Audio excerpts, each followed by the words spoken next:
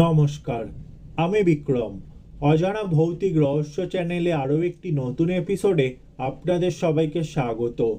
আজ আমি আপনাদের সাথে একটি সত্য ভৌতিক ঘটনা শেয়ার করব।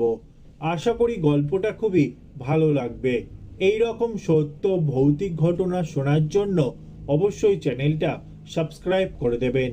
অনেক দিন আগেকার কথা, হাওড়া বাঁশতলা শ্মশানে রাত বিরেতে মরা পোড়াতে যাওয়া একটা রীতিমতো ভয়ের ব্যাপার ছিল। চারিদিকে ঘুটঘুট করত অন্ধকার বাঁশবন, আগাছার জঙ্গল।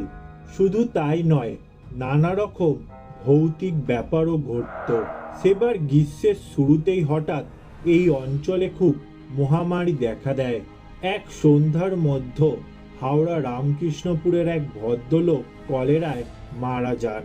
এই মরা তো সারা রাত ফেলে রাখা যায় না, তাই মৃতদেহকে নিয়ে বাড়ির লোকেরা চলল শবদাহ করতে।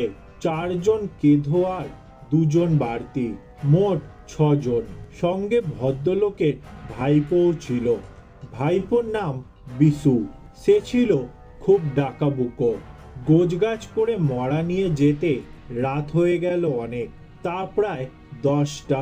মরা শ্মশানে নামিয়ে অন্যান্য কাজে মানে কাঠখুটো, নতুন কাপড়, মেঠে, কলসি ইত্যাদি জোগাড় করতে চলল সবাই। মরা আগলে বসে রইল বিশু একাই। সামনেই শ্মশানকালীর মন্দির। মন্দিরে একটি তেলের প্রদীপ জ্বলছে, দেবমূর্তিকে দেখাচ্ছে অতি ভয়ঙ্করী।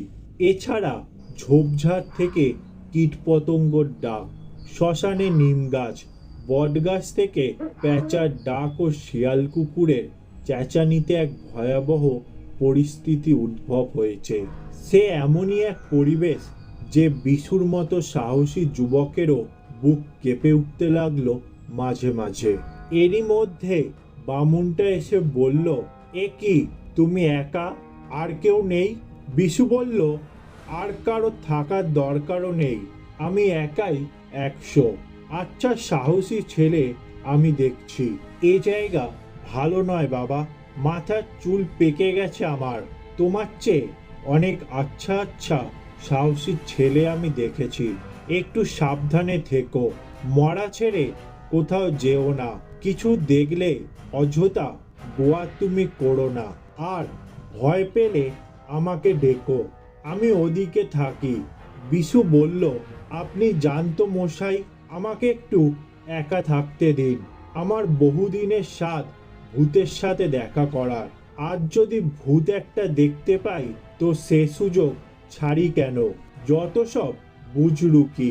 অগত্যা বামুন ঠাকুর চলে গেলেন। বিশু মরার খাটিয়ার পাশে বসে কিছুক্ষণ পায়ের উপর পা রেখে দোলাতে লাগলো।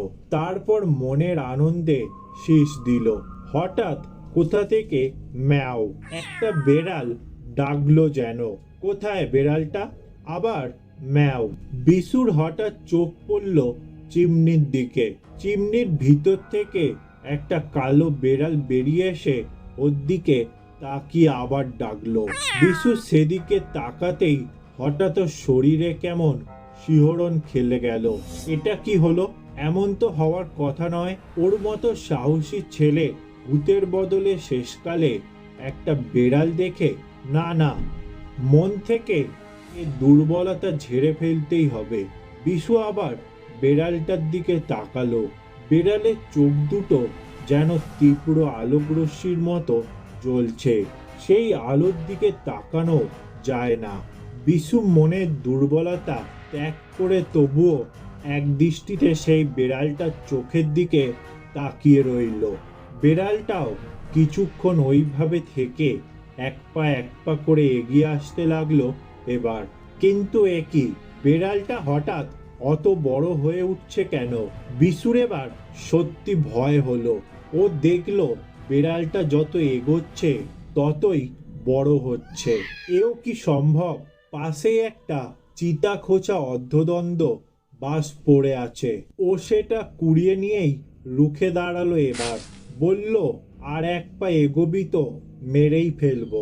বেড়ালটা তখন আর বেড়াল নেই, তার তখন বাঘের মতো আকার, চোখে মুখে আগুনের হালকা আর কুচকুচে গায়ের কালো রং। হঠাৎ কে যেন বিশুর উপর ঝাঁপিয়ে পড়ে ওর হাত থেকে কেড়ে নিল বাঁশটা। তারপর সেটা ছুঁড়ে ফেলে দিয়ে বলল, এ কি করছো ছোকরা?